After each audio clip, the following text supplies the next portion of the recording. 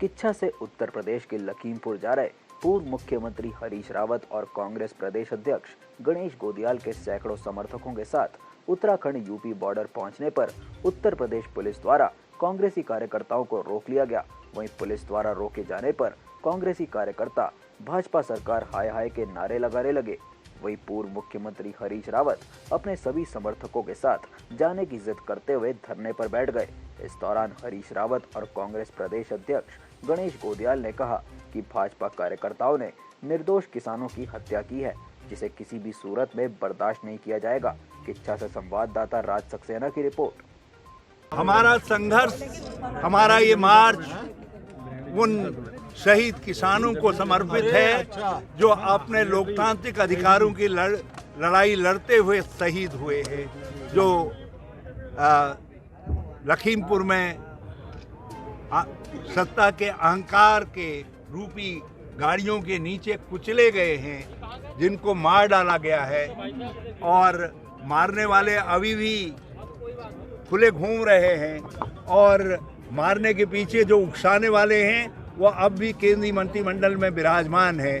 तो हमारा संघर्ष सीधे सीधे इस तामसी प्रवृत्ति के खिलाफ है। हमारा संघर्ष किसानों के लिए है, हमारा संघर्ष लोकतंत्र बचाने के लिए है, हमारा संघर्ष उन जनवादी ताकतों के लिए है जो ताकतें स्थान स्थान पर अपने अधिकारों की लड़ाई को लड़ने का काम कर रही है। कांग्रेस हमेशा उनके साथ रही है, ऐसी ताकतों के साथ रही है। प्रियंका जी ने दूसरे दिन ही तड़के पहुंच करके 12 घंटे के अंदर लखीमपुर खीरी पीड़ित परिवारों के आंसू पोंछने की कोशिश की, वहां पहुंचने की कोशिश की।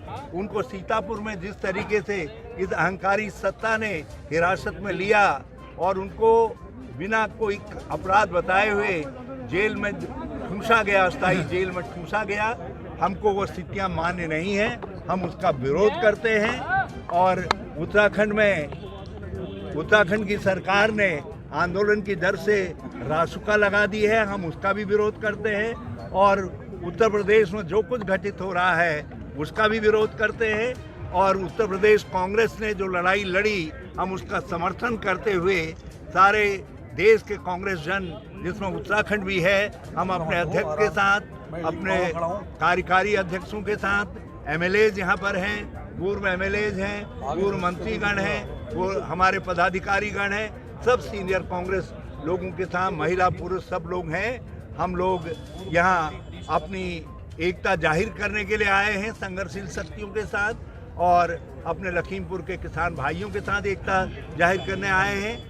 ये हमसे कह रहे थे, पुलिस के लोग हमारे भाई हैं, कह रहे थे कि आप चले जाइए अकेले। मैंने कहा नहीं, सब जाएंगे और उन्होंने हमको यहाँ पर डिटेन कर रखा है, हम डिटेन हो गए। हम कभी भी कानून अपने हाथ में नहीं लेते हैं। हम शांतिपूर्ण तरीके से व्यवहार करने वाले सत्य और अहिंसा के पुजारी गांधी के भक्त हैं और हम गांधीवादी तरीके से लड़ाई को आगे भी जारी रखेंगे। अलोकतांत्रिक सरकार के ऐसे ही कृत्य हैं।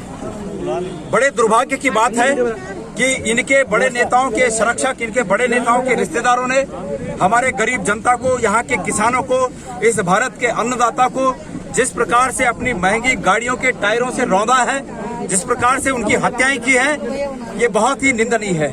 हम उन किसान भाइयों के, उन प्रभावित परिवारों के आंसू पोंछने के लिए हम लखीमपुर खीरी जा रहे हैं, लेकिन दुर्भाग्य की बात है कि हमारे इस लोकतांत्रिक अधिकार का हनन उत्तर प्रदेश की सरकार और केंद्र की सरकार की सहाय पर ये जो कर रही है, हम इसकी घोर निंदा करते हैं।